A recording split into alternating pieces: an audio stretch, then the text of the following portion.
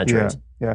Well, one, I think it's, from my point of view, it's impossible to ignore the influence of Islam. I mean, Islam is its own ideology and set of dogmatisms that are inflexible and at odds with the spirit of science fundamentally. And despite the fact that there was a brief period where there seemed to be some, happy convergence between scientific and mathematical insight and Islam, for the most part, Islam has been hostile to, a real intellectual life. Is this guy lying or is he just ignorant?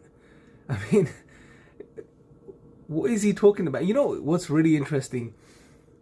People like Sam Harris, they do this a lot. They almost, when trying to address a different topic, they squeeze in a little comment or try to inject in a little idea which is absolute nonsense and has no historical precedence, just to create this false grand narrative. This discussion that was taking place between Shapiro and Sam Harris on morality was an interesting one, and I have to give some credit to Ben Shapiro here, because at the very least he mentioned, the Islamic civilization when it came to the preservation of the science, the sciences of the old, and how the Muslims developed as far as the scientific discipline was concerned, and they took the works of the ancients and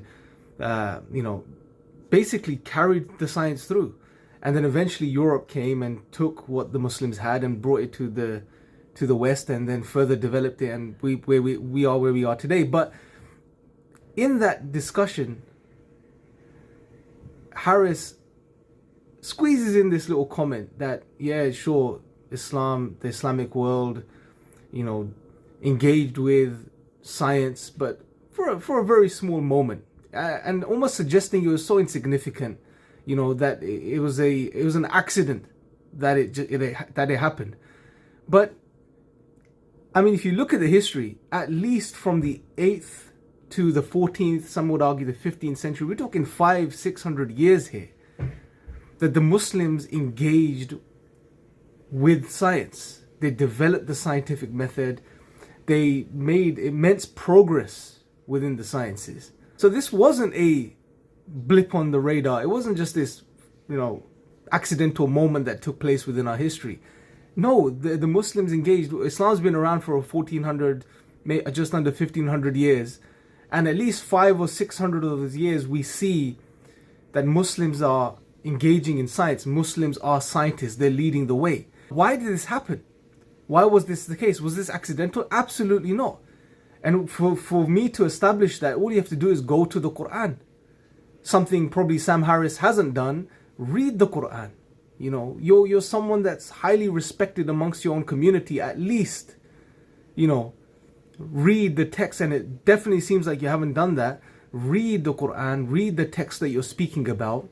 Sure, you're trying to undermine them, but at least read them. And when you read the Quran, it becomes apparent, abundantly clear, that the Quran is encouraging the Muslim. God is encouraging the human being to engage in what we refer to as science today, to engage in the study of the material world, the physical world around us. On a very basic, simple level, throughout the Quran, when God is speaking about His signs, He refers to the physical world.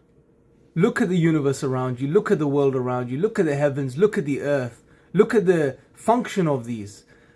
In chapter 3, I've mentioned this verse many times, where God says, indeed, in the creation of the heavens and the earth and the alternation of the night and day are signs for people of understanding. Two things outlined here. Number one, yes, look at that there is creation. There is a material physical universe out there, or what we refer to as a material physical universe that exists. Observe it, look at it, think about it, ponder over it. And on top of it, really focus in on its function and in the alternation of the night and day. And this is just one verse.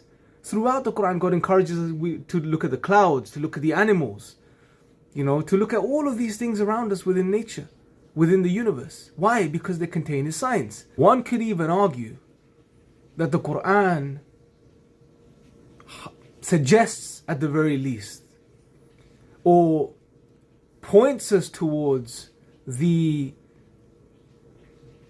fundamental prerequisites of what the scientific method requires, what you need to do science. God says, for example, in the Quran that He brought us out of our mother's wombs, and I'm paraphrasing, but He brought us out of our mother's wombs not knowing anything. And then He gave us hearing and sight and af'ida, which is minds or intellects as it's translated as well. Sometimes it refers to hearts, but these were used interchangeably, especially historically. The heart and the mind, there wasn't much any differentiation seen between the two amongst most of the intellectual civilizations throughout history. But God is saying, look, He gave us intellects. He gave us hearing, sight, and intellects. Why? So that we may be grateful. Now, isn't it interesting that Bertrand Russell, I believe, at one point in his life mentioned that, science is an attempt to discover by means of observation and reasoning based upon it. So means of observation, hearing and sight, something God has outlined in this particular verse, and reasoning, he says, which is referring to the mind. Why? So that we may be grateful. God is encouraging us. He's telling us, He's given you these faculties, your senses. So use those senses. And when you use those senses, what do? You observe. You see things, you observe things, you study things. And He gave us minds. And what do you do with your minds? You use reason. And you reason upon what you have seen and observed around you. But what's the end goal? It's not just to do this for the sake of doing this. It's so that when we do this, we see the creative power of God through His creation and that we're grateful to Him.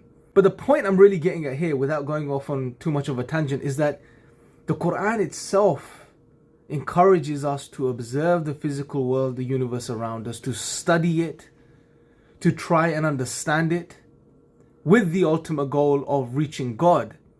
However, what God is telling us to do is what we would refer to in today's language as science. And this, I believe, is something that the early Muslims, the Muslims of the 8th century, only a few hundred years after the coming of the Prophet, peace be upon him, they understood. They were people who studied the Quran.